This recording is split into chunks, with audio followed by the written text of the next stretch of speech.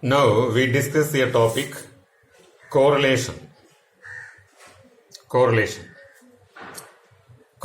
means measuring the relationship between two types of variables or two different variables.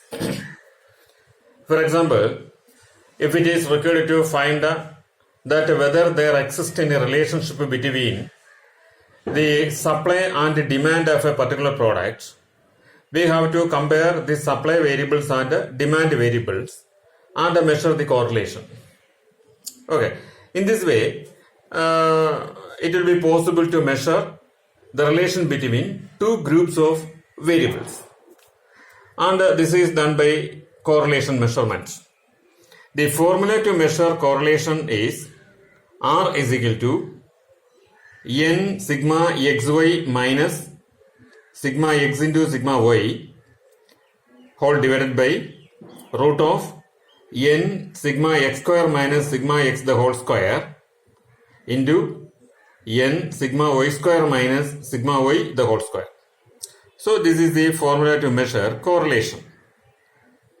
Actually, this formula is measuring correlation and it is known as Karl-Pearson's coefficient of correlation, because this formula was suggested by a statistician called Karl Pearson. Because of that, this formula is known by his name, Karl-Pearson's coefficient of correlation, which is denoted by this letter R. Okay, now we can check the variables here. X and Y means the given variables in the question. Two groups of data will be given in your question, isn't it? So X variables and Y variables. So X and Y are the variables given in your question. And N is the number of pairs of X and Y variables. Number of variables means number of pairs of X and Y variables. R is equal to Karl-Pearson's coefficient of correlation. Okay. Now come to a question.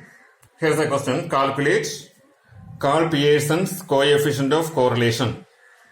And two types of variables are here. X variables and Y variables are here. Sometimes it may be supply or demand or cost or revenue. Whatever it may be, first group variables should be considered as X variable, and the second group of variables are considered as Y variables. Okay, so here X and Y variables are given in your question. Now we are going to find out the correlation. The given X and Y variables are written here in two columns. X variables are here and Y variables are also here. If you check the formula, you can see that R is equal to n sigma x. N means number of pairs of X and Y. Here X and Y becomes a single pair. So number of pairs are 1, 2, 3, 4, 5. 5 pairs are here. So the value of n is equal to 5. And then sigma xy. To get this xy, you have to construct a column, xy column. In this column, all the X and Y variables are multiplied and written here. Each and every X and Y variables are multiplied. For example, 3 into 5, 15. 4 into 6, 24. 5 into 7, 35. In this way, each X and its corresponding Y variables are multiplied and showed here. And if you take the total of this column, you get sigma xy, which is to be replaced here. Okay. Then sigma x. Sigma x means total of x. X column is here. Take the total of that, which provides sigma x. And sigma y. Y column is here. Take the total of y column, which is 35. So that is the value of sigma y. Okay. Then if you come to the denominator, here is root of n sigma x square. So you have to prepare one more column, x square column. Okay. To get this x square column, each x value should be squared. That means 3 into 3, 9, 4 into 4, 16, 5 into 5, 25. In this, each x variable should be squared and written here. which becomes the x square column. Take the total of that, which is sigma x square. Okay, again come to this formula. Now there is sigma y square. So one more column is required, y square column. For that, every y value should be squared. Y values are here. 5 into 5, 25. 6 into 6, 36. 7 into 7, 49. In this way, every y value should be squared and written here. And take the total of this column, which provides you sigma y square. Now, all values are available. Sigma x, sigma y, sigma xy, sigma x square, and sigma y square. All the values are here. Just place the values in the formula. N means 5. Now 5 pairs are here, or number of items 5. 5 into sigma xy, which is 185, minus sigma x, which is 25 here, into then sigma y, which is 35, divided by root of 5 into sigma x square. Sigma x square is 135. Then minus sigma x the whole square. So sigma x is 25 whole square. 25 whole square. Then 5 into sigma y square.